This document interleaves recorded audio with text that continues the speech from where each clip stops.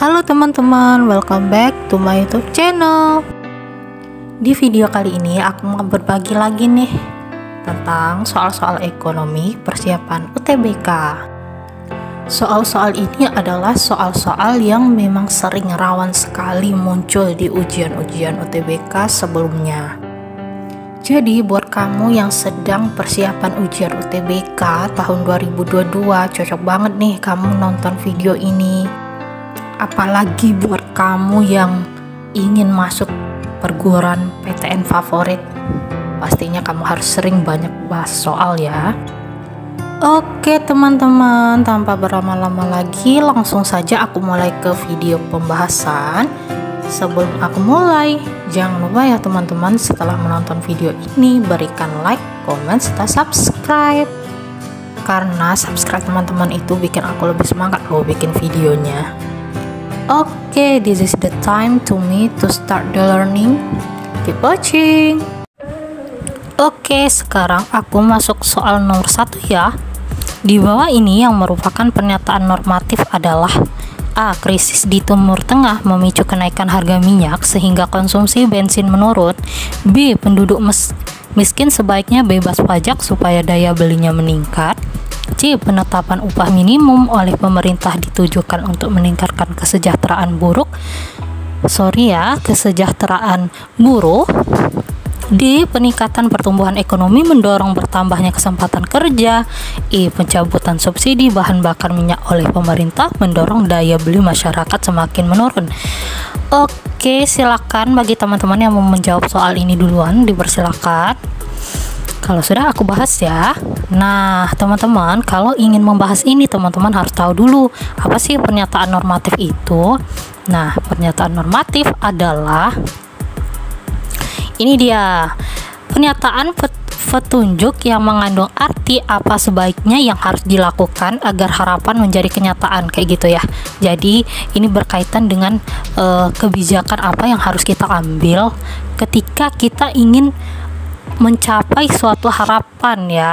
Nah, di sini kenapa jawabannya B? Nah, ini dia.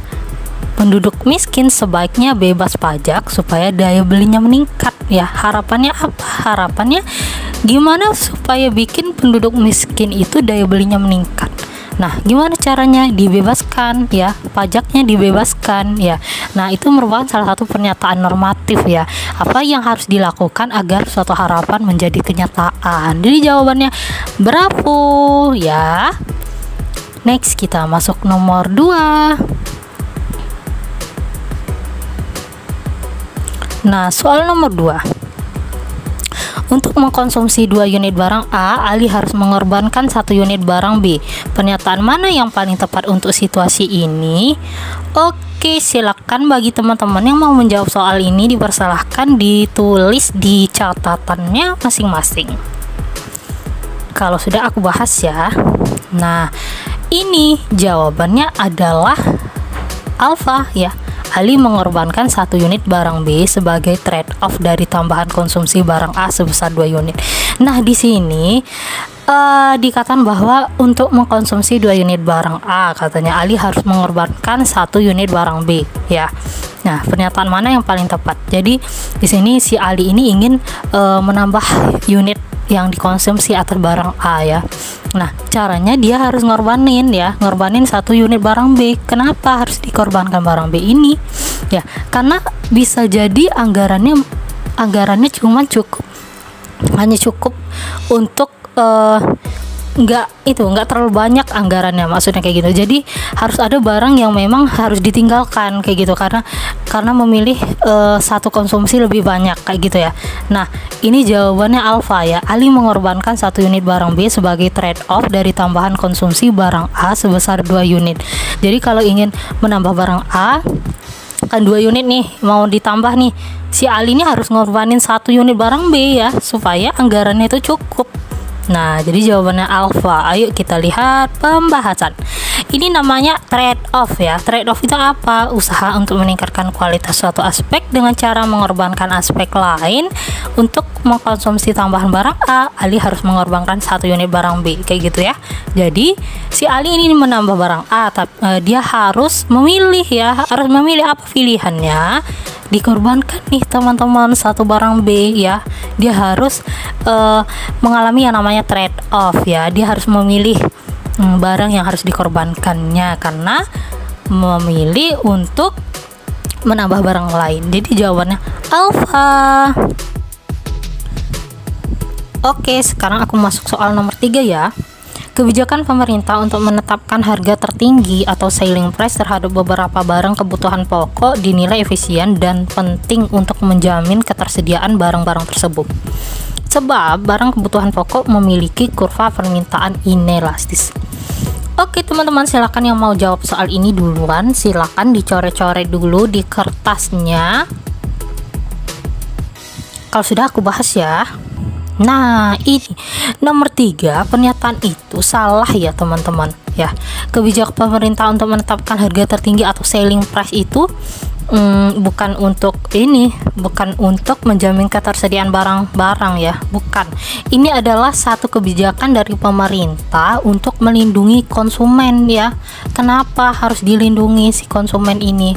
Karena harga barang itu terlalu tinggi. Jadi gimana supaya bikin harga tersebut kembali normal supaya si konsumen bisa membeli harga barang tersebut ya. Nah, jadi pernyataan ini salah. Nah, ini dia pembahasannya.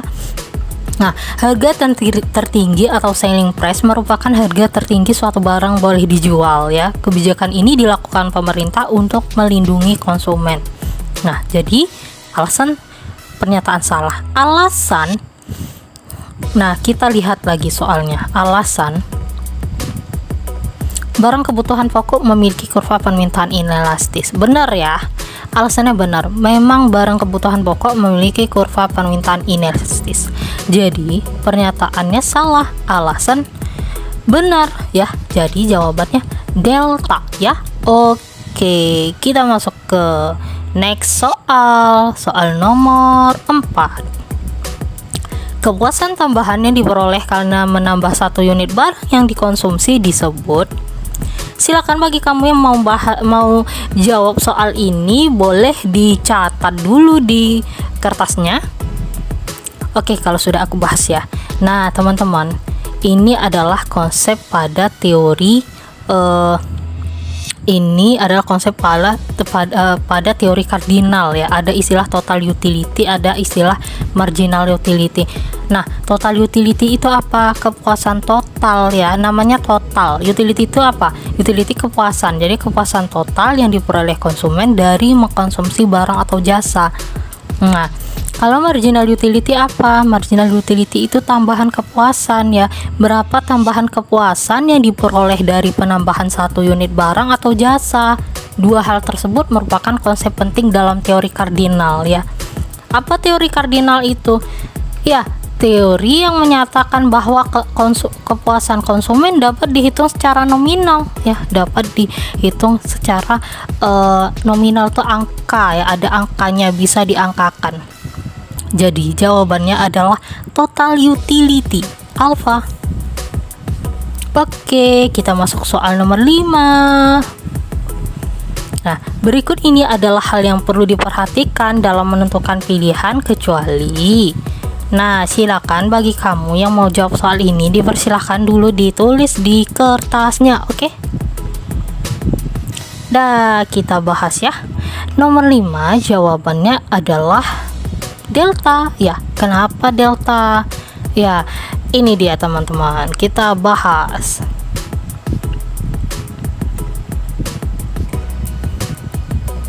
Nah, ini dia hal yang harus diperhatikan dalam menentukan pilihan. Yang pertama, biaya peluang ya. Apa biaya peluang itu? Kesempatan yang hilang karena memilih satu alternatif pilihan terbaik ya. Jadi kita ini dihadapkan oleh beberapa pilihan ya. Kita harus memilih satu ya, nggak boleh milih banyak-banyak. Kenapa? Karena kita punya yang namanya keterbatasan tadi ya. Maksudnya kita harus memilih satu yang kita anggap paling menguntungkan bagi kita ya, secara rasional itu untung banget buat kita, itu yang kita pilih. Jadi kalau kita dihadapi oleh beberapa pilihan, kita harus mempertimbangkan biaya peluang mana yang lebih menguntungkan buat kita ya. Nah itu dia yang pertama. Jadi jawaban biaya peluang benar. Analisis biaya manfaat ya, apa itu analisis biaya manfaat ya? Ya ini analisis tentang harga yang harus dibayar dibandingkan keuntungan yang diperoleh. Jadi kita mempertimbangkan harga yang kita keluar berapa sih, uang yang kita keluarkan berapa sih, nah kayak gitu. Nah kita banding-bandingkan keuntungan yang kita dapatkan atas harga yang dikeluarkan itu ya. Kalau misalnya keuntungan yang diperoleh lebih besar dibandingkan harga yang didapatkan, tentu kita akan memilih pilihan tersebut. Jadi analisis biaya manfaat itu benar ya. Nah yang next yaitu trade off. Apa itu trade off? Trade off itu artinya kita mempertimbangkan untung rugi dalam membuat pilihan ya. Apa untungnya, apa ruginya ya. Kalau misalnya lebih banyak untungnya, pastinya kita akan memilih satu pilihan terbaik tersebut. Nah yang terakhir ya, yang terakhir apa? Nah ini dia soalnya tadi ya. Jadi A itu benar, B benar analisis biaya manfaat, C juga benar memperhitungkan untung dan rugi, trade off benar ya, benar banget nih. Nah yang D berpegang pada motif ekonomi, salah, ini nggak ada kaitannya dengan soal ya. Oke, jawabannya delta. Yang E berpegang pada prinsip ekonomi, ini benar banget ya. Nah kenapa harus berpegang pada prinsip ekonomi? Kalian tuh harus tahu dulu prinsip ekonomi itu apa, bunyinya apa sih prinsip ekonomi. Bunyinya ini, suatu prinsip ekonomi itu menyatakan bahwa suatu tindakan untuk mencapai keuntungan yang paling maksimum dengan menggunakan biaya tertentu kayak gitu. Jadi kita sebagai manusia tentunya inginnya hasil yang kita dapatkan maksimum ya, besar ya. Nah tapi kita juga harus mempertimbangkan biaya yang kita keluarkan ya. Jangan sampai biaya yang kita keluarkan itu lebih banyak dibandingkan dengan ininya, apa namanya, yang mau kita inginkan kayak gitu ya. Jadi pastinya kita harus mempertimbangkan biaya yang kita keluarkan ya, gimana supaya biaya yang kita keluarkan itu minimal dan kita pengennya mencapai tujuan atau hasil tertentu ya. Nah itu yang perlu kita pertimbangkan dalam membuat pilihan. Jadi jawaban A, B, C, dan E itu benar. Yang salah adalah delta. Jadi jawabannya delta ya. Oke, mengerti ya teman-teman. Oke, itu dia pembahasan soal-soal UTBK. Semoga dapat dimengerti dan dipahami ya. Jika teman-teman merasa video ini bermanfaat, teman-teman boleh share ke yang lain juga ya. Oke, karena waktu kita sudah habis, sebentar lagi aku akan pamit. Sebelum aku akhiri pembelajaran kita kali ini, aku ingatin lagi nih buat teman-teman yang belum subscribe channel aku, silahkan di subscribe dulu. Dan jangan lupa aktifkan tombol notifikasi loncengnya ya, supaya kamu tidak ketinggalan video menarik aku lainnya. Oke, terima kasih buat teman-teman yang sudah subscribe. Aku doakan semoga teman-teman semua dalam keadaan sehat, dan bagi yang prepare ujian UTBK, semangat selalu sehingga bisa mencapai PTN favorit di tahun 2022. Terima kasih buat teman-teman yang sudah mampir di channel aku. Aku senang banget. Sampai jumpa lagi di video berikutnya. See you.